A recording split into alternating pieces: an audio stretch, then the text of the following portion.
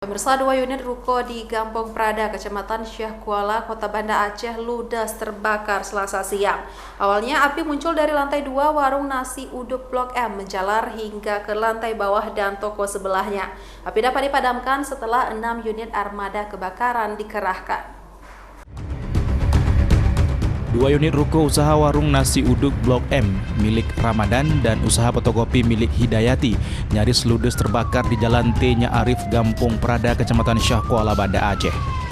Api diduga berasal dari lantai 2 usaha warung nasi uduk Blok M, menjalar hingga ke lantai 1 dan toko sebelah.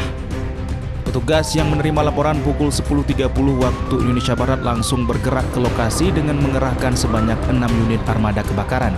Api berhasil dipadamkan setelah 30 menit berjibaku dengan api yang hampir membakar satu deretan ruko. Api juga menghanguskan semua perabotan milik karyawan nasi uduk, termasuk uang tunai 10 juta rupiah untuk gaji karyawan. Diperkirakan kerugian mencapai ratusan juta rupiah, termasuk ruko sebelah. Kita kira persennya berarti antara bawah rata berarti 50-50, berarti bawah 50, atas 50 yang terbakar cuma 50%. Ini kita sudah selesai pendinginan, tahap pendinginan sudah selesai. Kita ini untuk perlengkapan kita untuk balik. Di atas habis semua, kalau di bawah enggak.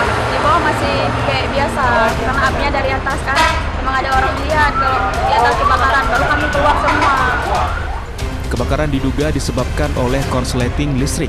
Api berhasil dipadamkan tepat pukul 11.10 waktu Indonesia Barat. Setelah dilakukan pendinginan, puluhan petugas polisi turut mengamankan lalu lintas dan area sekitar. Kasus tersebut kini ditangani pihak kepolisian. Dari Kota Banda Aceh, Topan Mustafa, iNews melaporkan.